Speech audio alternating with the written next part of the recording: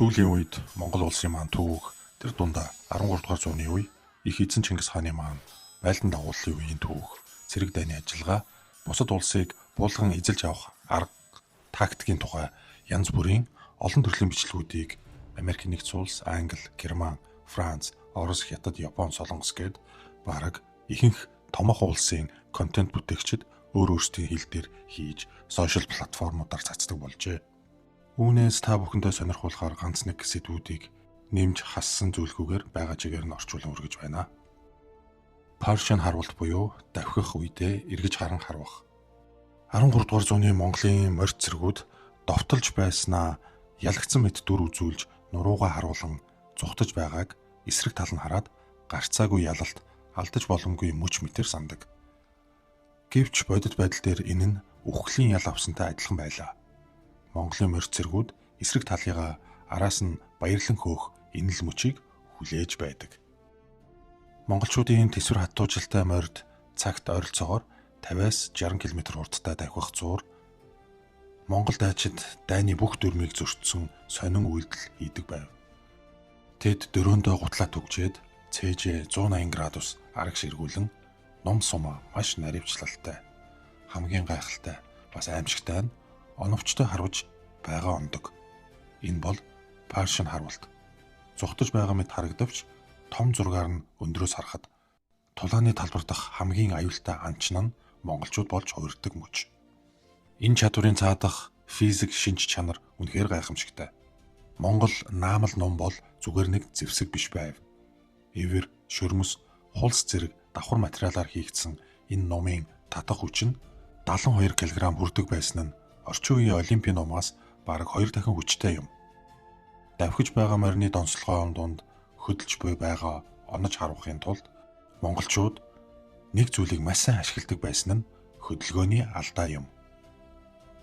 Морь хурдан давхих үедээ дөрвөн туурайгаа газраас хөндөрүүлж агаарт хөөх мэт болдог тэрхэн маш богинохон хугацаанд ямар ч дөргөлтгүй төгс тэнцвэр үүсэх яг тэр мөчөд онилсон дайсан руугаа сумаа тавьдаг. Энэхүү гайхалтай харуултын ганц техник Чингис хааны тооны хувьд 2 дахин цөөхөн зэргүүд 1221 онд Инд мөрний тулаанд дайснаа системтэйгээр бут цохих боломжийг олгосон байдаг. Монголчуудын нүрийг харахаас илүү нурууг нь харах хамгийн аюултай гэж ялагдсан улсын цэргүүд ярьдаг нь ийм учиртай. Тактикийн хөдөлгөөн. Дундад зууны ихэнх айрам асар том ачааны тэрэг олон өдөр алхаж ядарсан явган цэргүүдэд баригдан маш удаан урагшилдаг. Маневр хөдөлгөөн хийхдээ цаг их авдаг байсан бол монголчууд эсрэгээр аян мэд хурдтай байлаа. Тэдний нууц зөвхөн хурдан морь биш харин тухайн эрен үедээ тээвэр логистикийн хувьсгал хийсэн системтэй байсан юм. Нэг дайчин 5-7 морьтой аян дайнд оролцдог байв. Унаж яваа морь нь ядрах үед тэр даруй хөдөлгөөн морьд руугаа давхил дундаа шилжинэ. Ингэснээр ачааллыг нэг моринд биш багавтар сүрэг адуунд хуваарлаж байгаа мэт нэг моринд ногдох ачааллыг эрс багасгадаг байжээ. Энэ нь тулааны талбарт телепорт хийж байгаа мэт нөлөө үзүүлдэг байлаа. 1241 онд Сүбэдэ жанжны цэргүүд 290 орчим километр гүн цастай нутгийг ердөө 3 хоног туулж Унгарын армийг гинтийн дайралтаар бод зогсон байдаг. Ийм хурдыг механикдсан танкууд хүртэл дэлхийн 2 дугаар дайнаас өмнө гаргаж чадаагүй юм. Хүнд ачаатай, удаан хөдөлгөөнтэй, элдв хангамжийн ачааны цуваа монголчуудад байдаггүй байлаа.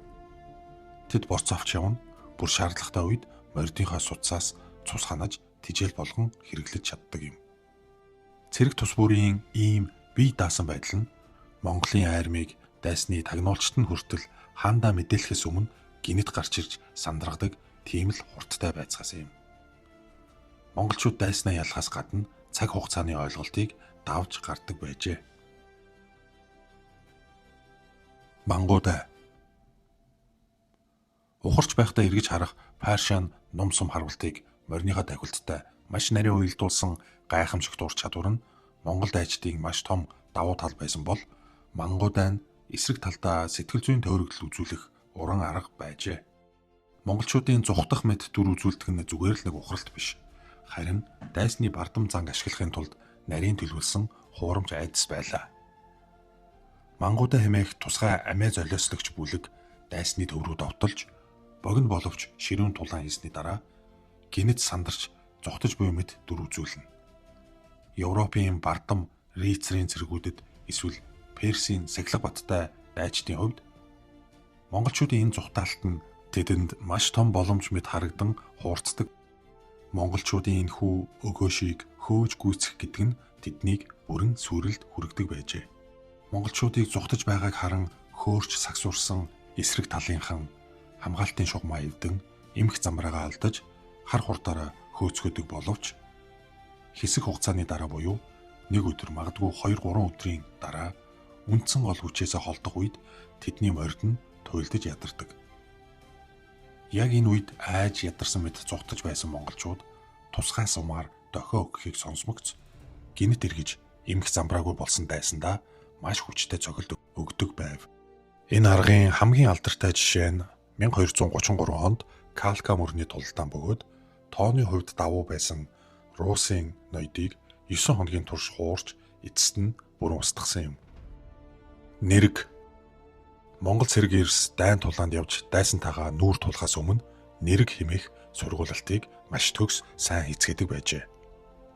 Энэ нь энгийн бэлтгэл биш, харин 130 орчим километрийн өргөн фронтоор үргэлжлэх маш сайн зохион байгуулалттай өвлийн ан агнуур юм. Мянган морьд цэрэг тасралтгүй нэг игнээ үүсгэн сар гаруун турш бүх чон туулай гөрөөснөөс эхлээд хүчрэхэг том барыг хүртэл үргэн хумж алсуур бүслэж шахна. Хэрв ямар нэг ан амтан бүслэлтээс алдагдвал тухайн цэрэгт үхлийн ял оноодог байсан гин.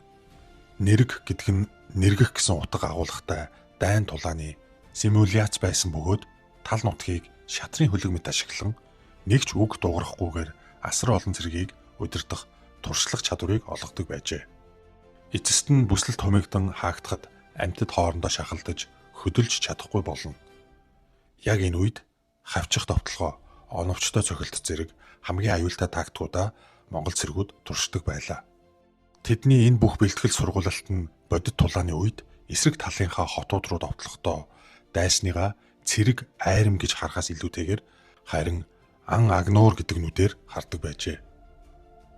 Монголын эзэнт гүрэн ан агнуур хийх уламжлалыг сэргэжүүлсэн бэлтгэл болгож чадсанаар урд өмнө нь байгаагүй үр дүнд хүрч үүнийгээ дэлхийн түүхэнд тэмдэглүүлж чадсан юм. Нийтийн сахилга бат ба харилцаа дохиолол. Харилцаа холбоо бол альва цэрэг армийн гол судас зүрхний цохилтод байдаг билээ. Харин 13 дугаар зууны тулалдааны талбар дээр тоос шороо хашгираа эмх замбраагүй байдал донд аман тушаал ямар ч үр дүн байхгүй. Харин монголчууд үүнийг харааны болон дуу авианы дохионы системээр шийдсэн юм. Тэд яг л нэг цул амьд организм шиг ажилдаг байлаа.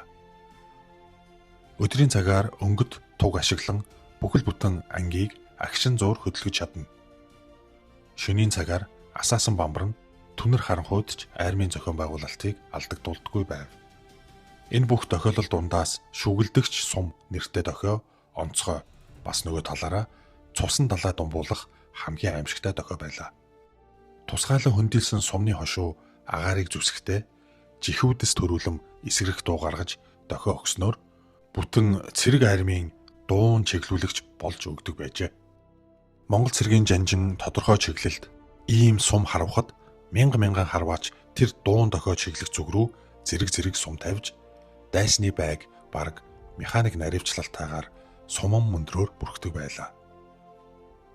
Энэ чухал ажиллагаа яс хэмээх хатуу дүрмийн доор хэрэгждэг байсан бөгөөд яг таг яс биелүүлэхийг цэргүүдээсээ шаарддаг байв.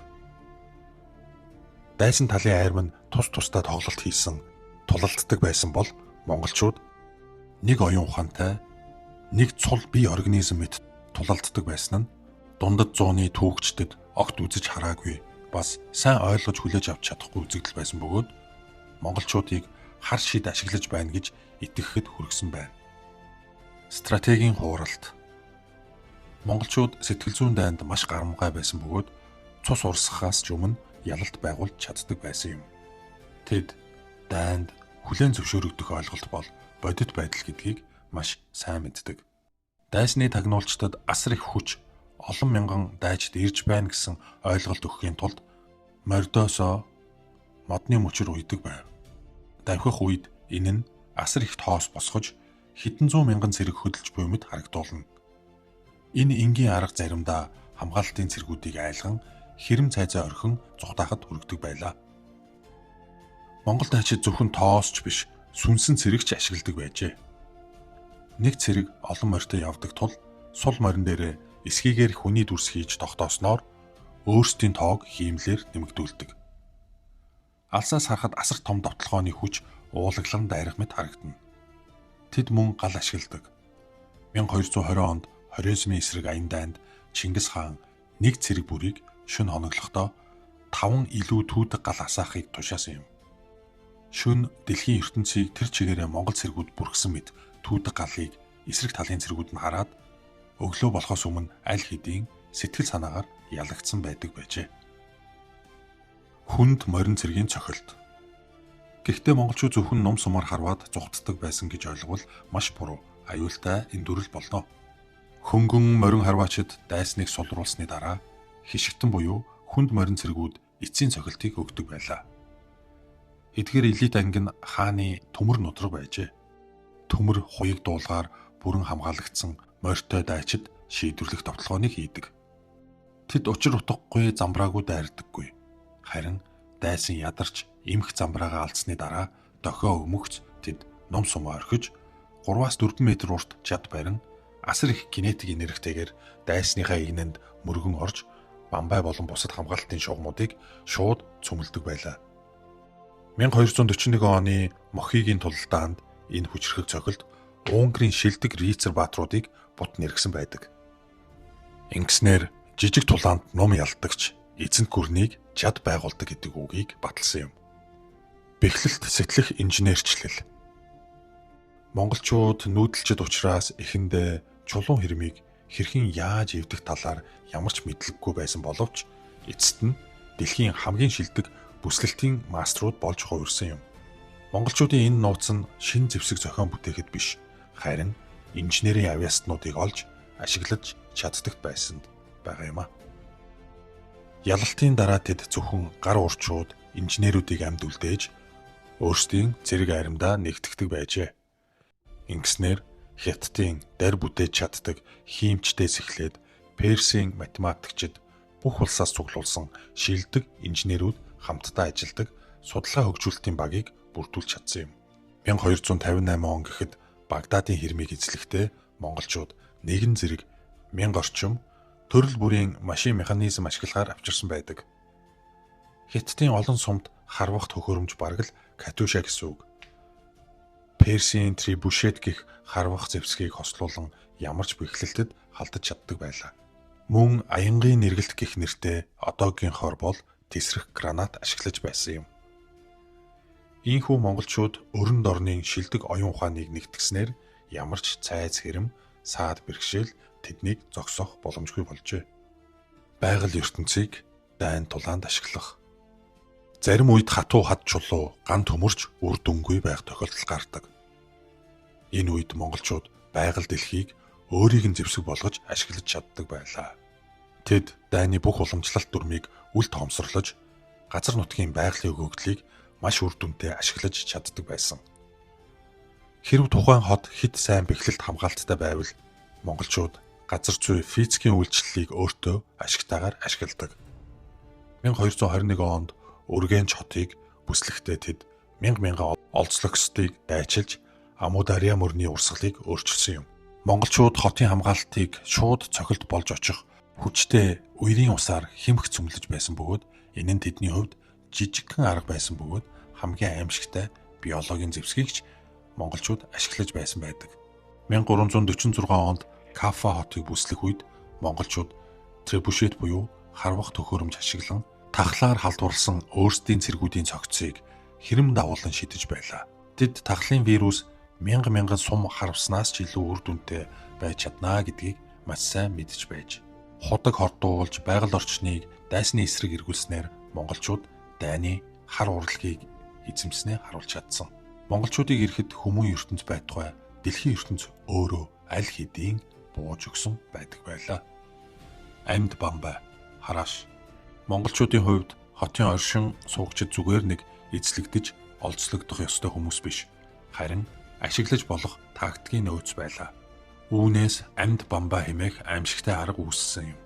Энэ нь тэдний цэргийн түүхэн дэх хамгийн харгас үйлдэлүүдийн нэг билээ. Томоохон давталгооны өмнө Монголын морин цэргүүд мянган тариачин эсэргүүцсэн иргэд хулгайч хоригдлыг бүгдийг нь барьж авч бүслэлтийн хамгийн урд шугамд хүчээр гаргадаг. Эдгээр иргэдийг хүнд зэвсгээ үүрүүлэхээс эхлээд гүн шуудуу ухах, цайзыг бүслэх, машин механизмаа зөөлгөх, бүхэл хүнд хүчээр ажилд ажиллаж хотын хэрмээс асгарах сум буцалсан тосны эхний бай болгодог байв.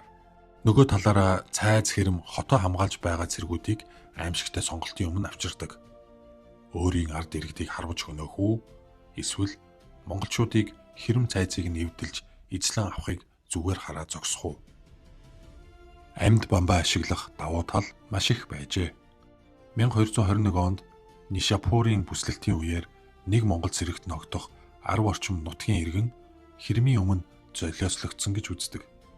Энэ нь зөвхөн монгол цэргүүдийн амийг хамгаалах биш, харин мэрэгжлийн хишигтэн цэрэг ирэхээс өмнө дайснуудынхаа сэтгэл зүйг өмүүлж унгах зорилготой байлаа. Эцэст нь хишигтэн цэргийн айрам ирэх үед хориглож байсан эсрэг талын дайчид аль хэдийн сэтгэл зүй болон бие биелтрийн хувьд бууж өгсөн байдаг байжээ. Сэтгэл зүйн дайралт. Монголчууд сэтгэл зүйн айдсыг үе олноор устгах зэвсэг болгон ашигласан анхны улс үндэстний нэг юм. Тэдний стратеги маш энгийн, хоёр сонголттой. Шууд бууж өгөөд алба татвар төлөх, үгүй бол газрын хөрснөөс арчигдах. Энэ ойлголтыг гүн суулгаж баттгахын тулд тэд эхний бүсэлж авсан хотыг албаар аимшигын киноны зураг авалтын талбай болгож хувиргадаг байлаа. Эзэлж авсан хотынхоо бүх амьд организм хүн байтугай тэжээвэр амьтдыг хүртэл устгаж, урьд хожид хинээж үзэж харж сэтгэж байгаагүй гавлын ясан пирамид босхон дараагийн хотуудад анхааруулга болгодог байлаа. Энэ нь зүгээр л нэг сохор харгислал биш, харин сайн тооцоолсон стратеги байв. Ингэснээр дараагийн олон хотыг нэг ч сум харвалгүйгээр буулган авч чадсан юм. 1221 онд Мерв хотыг эзлэхэд сая гаруй хүн алагдсан гэж тухайн үеийн их сурвалжид дурддагддаг боловч энэ тоо маш маргаантай. Түүхийг бичиж тэмдэглэж үлдээхэд сэтгэл зүй, айдсын нөлөө асар их байсан гэж үздэг юм а.